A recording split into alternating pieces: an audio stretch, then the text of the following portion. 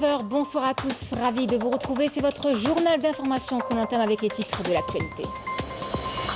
Réunion du Conseil des ministres ce dimanche, présidée par le président de la République, Abdelmadjid Tebboune, chef suprême des forces armées, ministre de la Défense nationale.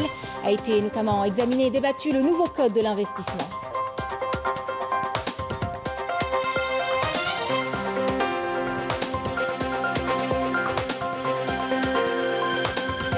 Le général de corps d'armée Saïd Chengriha, chef d'état-major de l'armée nationale populaire, a supervisé ce dimanche l'entraînement final de la démonstration aérienne et l'exécution d'un exercice de saut en parachute sportif en première région militaire.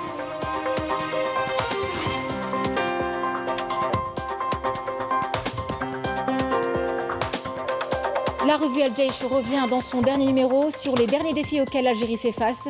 Elle rappelle les tentatives visant à saper la stabilité et la sécurité du pays et rappelle également les sacrifices des Chouhada.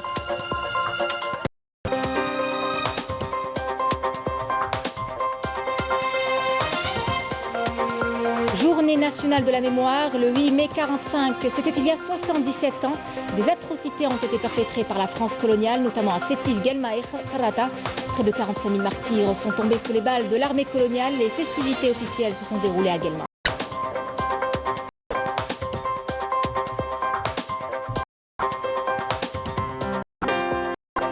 Nous parlerons par la suite de l'un des plus importants gisements de fer dans le monde et avec des réserves exploitables à hauteur d'1,7 de tonnes.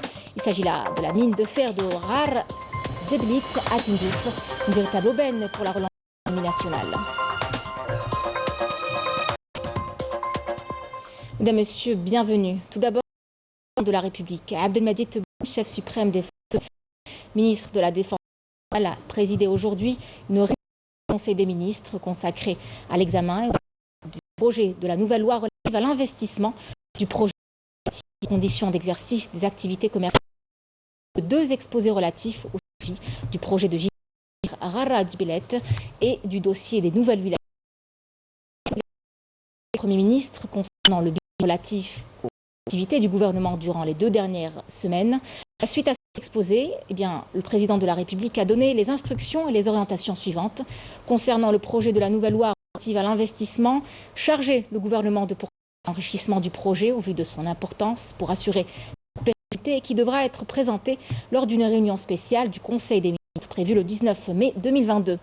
Concernant le projet de loi relatif aux conditions d'exercice des activités commerciales, il a été décidé de réexaminer le projet en vue d'une meilleure visibilité qui soit encourageant et incitatif pour les opérateurs économiques.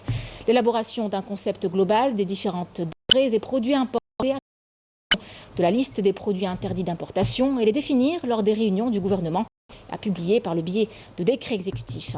Le développement également d'un système de contrôle des importations concernant notamment les produits dédouanés sous la référence de autres concernant le dossier des nouvelles wilayas. Le président a mis l'accent notamment sur l'importance de la promotion de ces wilayas en vue d'alléger la pression sur le citoyen et de la rapprocher de l'administration. Suivre l'orientation des ressources humaines au profit des nouvelles wilayas. Également, donc, donner la priorité concernant les postes d'emploi aux nouvelles wilayas. Concernant le suivi du projet de gisement de fer de Rarabilette, insistance sur l'importance stratégique de ce projet qui concerne les opérations de production et d'importation et réduire également la dépendance à l'importation des matières premières, la rénovation du réseau de transport conformément à des normes spécifiques en vue d'être au diapason du projet, accélérer le lancement du projet de réalisation d'une ligne ferroviaire reliant à Béchar. Concernant la situation de la prise en charge des projets d'investissement suspens, l'exposé actualisé fait état de l'augmentation du nombre de projets de 61 à 915, soit 7 nouveaux projets qui ont reçu les autorisations et la création de 820 postes d'emploi, portant ainsi le nombre total des emplois créés à 34 614 postes. Après avoir salué les efforts consentis, le président a mis l'accent sur l'importance d'accélérer les travaux d'aménagement des zones industrielles et son organisation selon une nouvelle vision. Lors de cette réunion, Air Algérie a été autorisé à acquérir 15 avions en vue d'ouvrir de nouvelles lignes, notamment vers des pays africains et asiatiques, en plus de l'acquisition de navires, de transport de voyageurs, de marchandises et de céréales. L'accord a été donné également à un nouveau programme de vol concernant le Conseil des ministres a conclu ces travaux par l'adoption de décisions individuelles portant nomination en fin de fonction à des postes supérieurs de l'État. Bien sûr, vous aurez plus de détails dans notre prochaine édition. Je vous en parlais en titre. Le général de corps d'armée Saïd Chengriha, chef d'état-major de l'armée nationale populaire, a supervisé ce dimanche l'entraînement final de la démonstration aérienne et l'exécution d'un exercice de saut en parachute sportif en première région militaire, Zoher Bendimoud.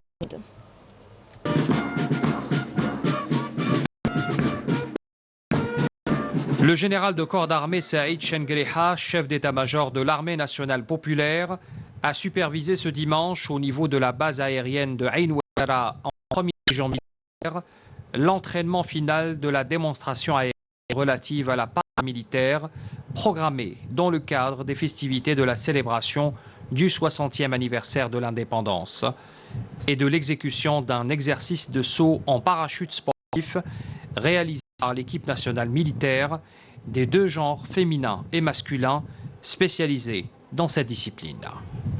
À l'entame et à l'issue de l'exposé présenté par le commandant des forces aériennes portant sur l'idée générale de la démonstration aérienne, le général de corps d'armée a inspecté les formations aériennes participantes.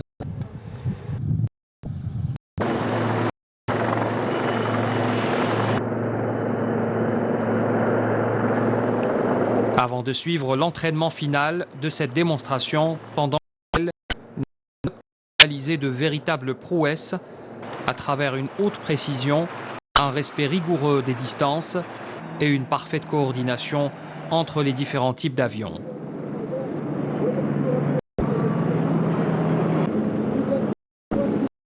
Lors de la réalisation des figures aériennes faisant montre de grandes compétences et la maîtrise des aéronefs modernes aux technologies avancées.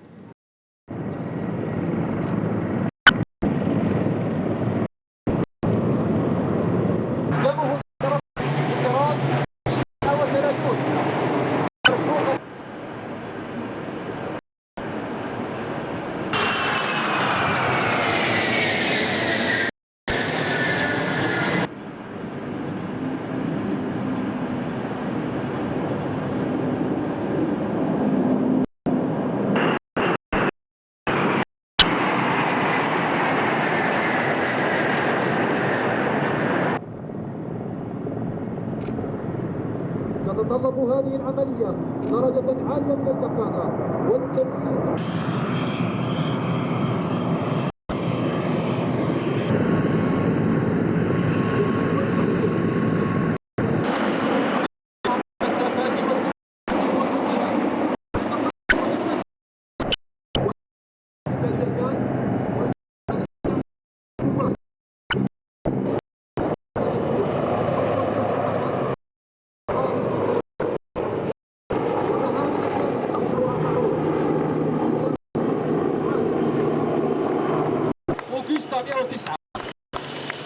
يختتم النسق الثاني باستعراض بتشكيل الرحلتين التابعتين.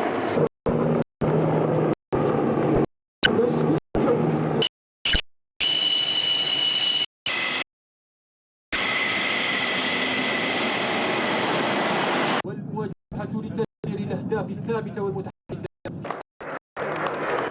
Accompagné des corps respectifs des forces aériennes de la première région militaire, le général de corps d'armée a suivi de près le déroulement de l'exercice auquel ont assisté des élèves de la jante féminine, cadettes relevant de l'académie de Chel et de l'école des cadets de la nation de Blida en première région militaire.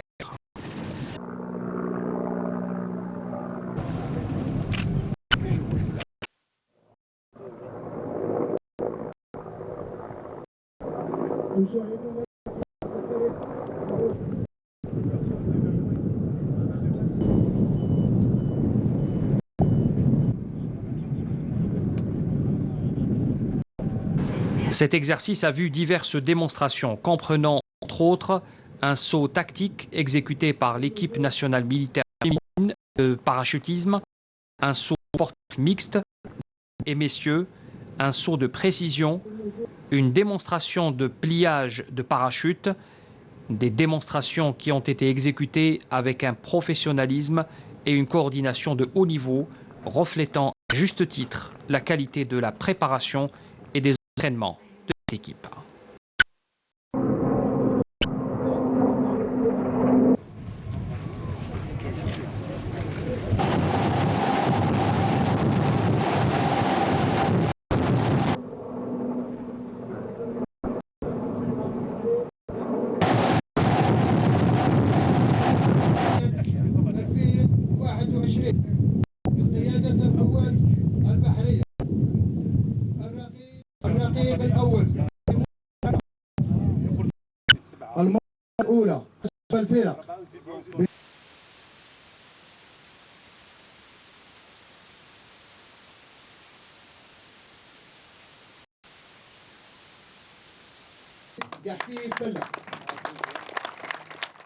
Rencontre à Pékin avec les membres de l'équipage qui effectuaient cet exercice de saut en parachute sportif à Douarba.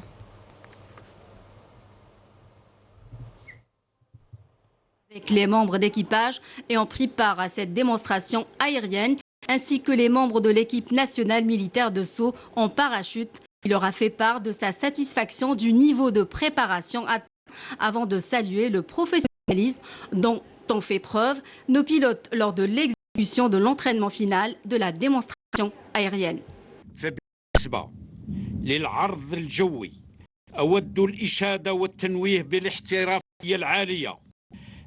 Concernant la démonstration aérienne, je tiens à saluer et à mettre en avant le haut professionnalisme de nos pilotes qui ont fait preuve d'une parfaite précision et d'un respect rigoureux des distances et d'une totale coordination entre les divers types d'avions lors de la réalisation des figures aériennes, ce qui dénote de leur haute compétence et capacité à maîtriser les appareils internes aux technologies avancées.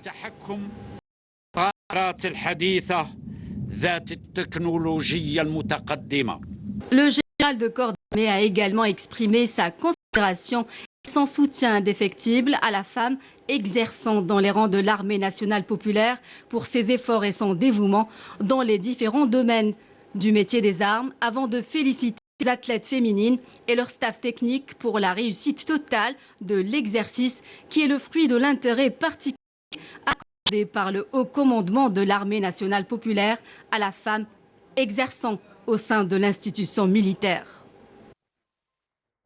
وبهذه المناسبة أود أن أهنئ كل الرياضيات ومن خلالهن الأطقم.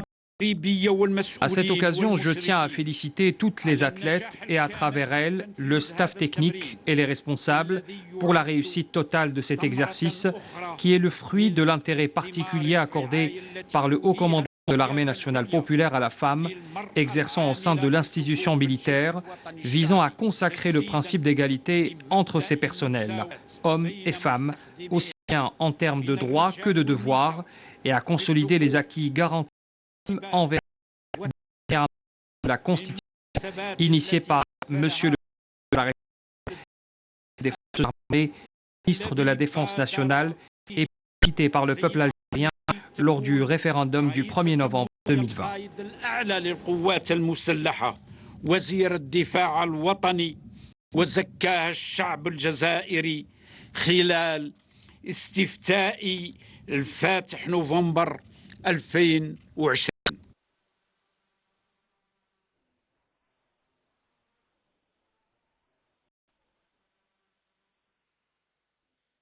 La revue El Jaish revient dans son dernier numéro sur les derniers défis auxquels l'Algérie fait face. Elle rappelle les tentatives visant à saper la stabilité et la sécurité du pays, à travers notamment les réseaux sociaux. L'édito rappelle également les sacrifices des chouhada pour préserver l'unité nationale. MLC.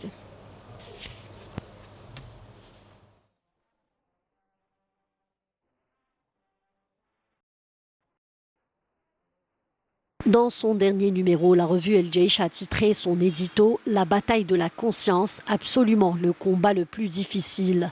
L'édito rappelle les différents défis auxquels l'Algérie est actuellement confrontée et qu'elle devra relever à l'avenir, grâce aux orientations perspicaces du président de la République, chef suprême des forces armées, ministre de la Défense nationale, mise en exécution par le haut commandement de l'armée nationale populaire.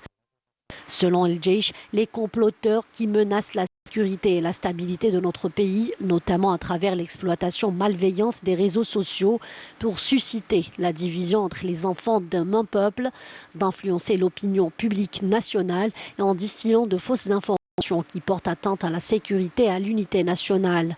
Ce qui a d'ailleurs été qualifié par le général de d'armée Saïd Chingueriha de faits graves menaçant la paix sociale et l'ordre public. Des tentatives que les exécutants justifient par le prétexte de la liberté d'expression, mais qui sont en réalité des complots visant à attenter à l'intégrité territoriale et à l'unité du peuple algérien. La véritable bataille que nos jeunes doivent gagner aujourd'hui, c'est celle de la conscience, a également affirmé le chef d'état-major de l'ANP. C'est dans ce sens que la revue El Jaish rappelle aux jeunes d'avoir conscience de l'ampleur des défis à relever afin de préserver les legs et chouhada de la glorieuse révolution nationale, à l'occasion de la célébration de la journée nationale de la mémoire qui immortalise les énormes sacrifices de nos aînés.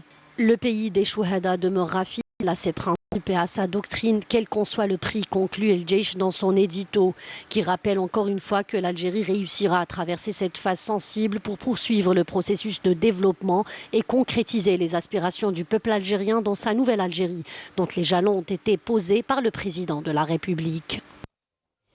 Journée nationale de la mémoire, le 8 mai 45, c'était il y a 77 ans.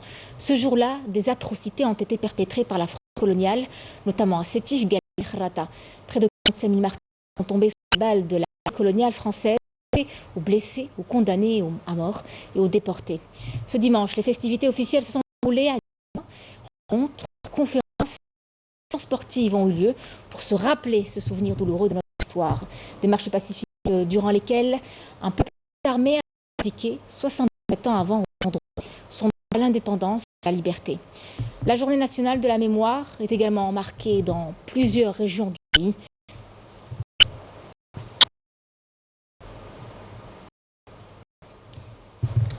Comme vous le voyez, les festivités officielles sont déroulées ce dimanche matin en commémoration au 77e anniversaire des massacres du 8 mai 1945. Des rencontres, des conférences autour de ces événements historiques qui ont touché tous les Algériens jusqu'à aujourd'hui. Et puis à présent, je vous propose de suivre le témoignage de Mohamed Sherif Toubal, fils de Shahid. Kimet Baba en 45, le 8 mai 45. Le 8 mai 1945, je n'avais que 8 ans. J'ai accompagné mon père au marché qui était organisé ce jour-là près du théâtre. Il y a eu un remue-ménage et des bousculades. Les gens couraient dans tous les sens. Mon père a été arrêté, moi j'ai couru chez moi. Depuis ce jour, notre maison était perquisitionnée par les gendarmes. Mon père était le responsable du PPA à Guelma. Ma mère a brûlé toutes les revues et tous les documents pour dissimuler les activités de mon père qu'on n'a plus revues depuis. Je l'ai abandonné peut-être 2 ou 3 fois. الباقي كل عام نشري البيي تاعي ونجي ونعمل مارش. ولاد البلاد يعرفوني ويشوفوني في لا مارش. On passe à présent au portrait du défunt Moudjahid El Hadj Amr Ammar, l'un des derniers témoins du 8 mai 45 qui nous a quittés il y a quelques années. Il avait participé durant la Seconde Guerre mondiale au combat contre le nazisme en Alsace-Lorraine avec la promesse d'accorder l'indépendance. À cette apparition, il avait livré son témoignage à la télévision algérienne, un témoignage qui restera gravé à jamais dans l'histoire. Nabil Hamadesh et Emel Bouarba. Le Moudjahid El Hadj Amr Ammar nous a quittés il y a 4 ans. Mais avant sa disparition, la télévision algérienne a immortalisé son témoignage. Lui qui avait pris part au combat contre le nazisme en Alsace-Lorraine. Il a en effet fait partie des premiers Algériens entraînés par l'armée coloniale dans la Seconde Guerre mondiale avec la colonisateur français d'accorder à l'Algérie l'indépendance. J'ai été mobilisé par l'armée française et blessé dans les affrontements avec l'armée nazie. Dans les territoires français, nous avons libéré l'Alsace, Lorraine du nazisme. Nous sommes arrivés jusqu'en Allemagne. Berlin a été libéré par les Algériens, les Russes et les Américains.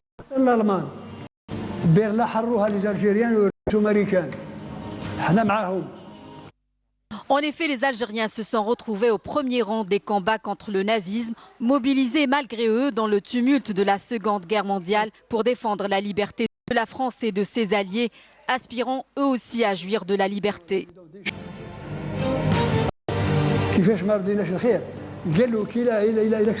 La France nous avait promis l'indépendance si on la soutenait dans sa guerre contre le nazisme.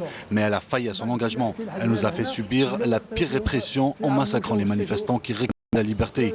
Mais Dieu merci, grâce à notre combat libérateur, nous avons réussi à la chasser de nos terres et nous jouissons de notre liberté.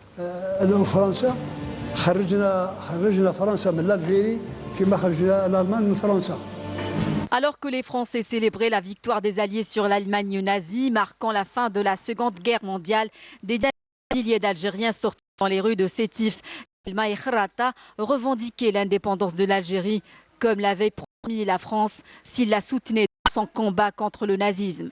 La France n'a non pas honoré son engagement, mais sa réponse sera d'une brutalité inouïe, massacrant 46 000 Algériens désarmés. La préservation de la mémoire, c'est justement tous ces témoignages recueillis qui doivent être conservés et mis à la disposition du large public, des chercheurs et historiens notamment. La Radio Nationale a fait un don de plus de 900 heures d'archives sonores sur la guerre de libération nationale au ministère des Moudjahidines et des Ayants droit pour faire connaître les riches pages de notre histoire. Une cérémonie s'est déroulée au centre culturel Issa Messoudi de la radio algérienne, Yasmine Messoudi. Contribuant aux festivités commémorant les massacres du 8 mai 1945, la radio algérienne a remis au ministère des Moudjahidines un don symbolique sous forme d'enregistrements originaux datant de la guerre de libération nationale.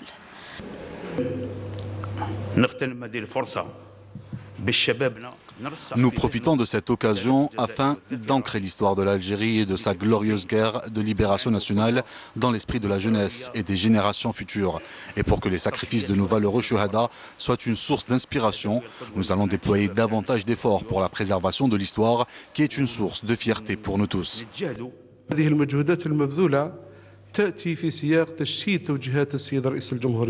Les efforts consentis s'inscrivent dans le cadre des directives du président de la République données lors de différentes occasions appelant tous les secteurs privés et publics activant dans le domaine de l'histoire de multiplier les efforts pour la préservation de la mémoire et perpétuer l'histoire de l'Algérie à travers des productions audiovisuelles. La Radio Nationale fait montre encore une fois de sa mobilisation à travers cette louable initiative.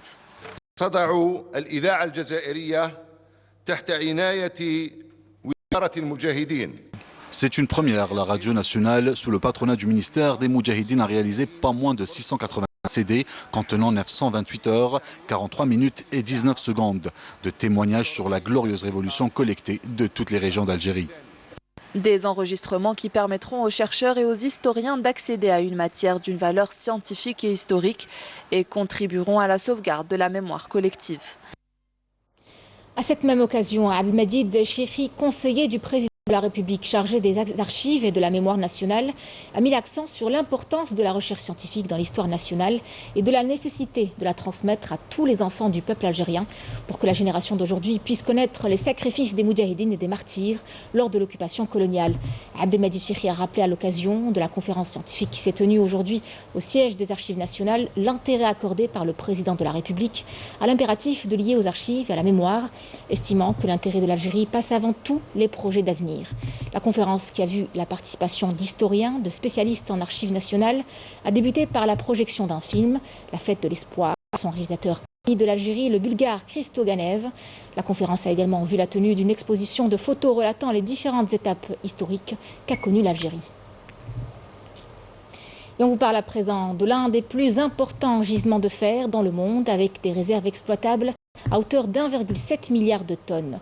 La mise en exploitation de la mine de fer de Gara d'Ibilet, située dans la wilaya de Tindouf, est une véritable aubaine pour la relance de l'économie nationale et réservoir pour l'emploi notamment des jeunes de la région. Semera Hadjaman. Avec des réserves en fer estimées à 3,5 milliards de tonnes, dont 1,7 milliard de tonnes exploitables, la mine de Rajbilet, une fois exploitée, permettra de donner un coup de boost à l'économie nationale, grâce notamment aux dernières instructions du président de la République.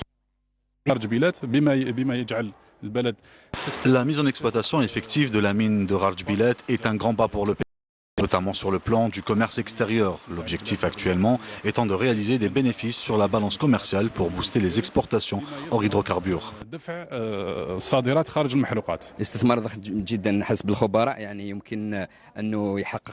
D'après les experts, c'est un gros investissement qui peut générer pour l'Algérie des revenus à hauteur de 16 milliards de dollars, qui viendraient s'ajouter aux revenus pétroliers.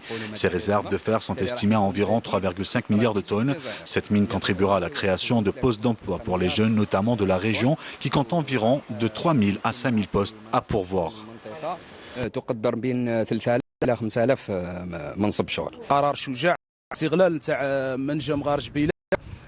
La mise en exploitation du gisement de Rajbilet est une décision courageuse, puisqu'il faut le dire, nous avons dû attendre longtemps la concrétisation de ce projet, nous en espérons d'énormes retombées économiques, notamment l'absorption du taux de chômage à Tindouf.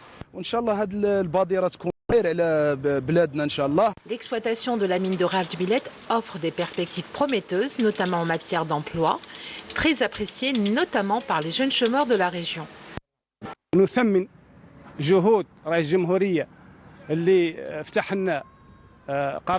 Nous valorisons les efforts déployés par le président de la République, grâce à qui l'exploitation de Rajbilet a démarré. Nous sommes passés du rêve à la réalité. Il va apporter de nouveaux projets pour le pays et des postes d'emploi pour les jeunes. Il y aura une véritable dynamique pour l'économie.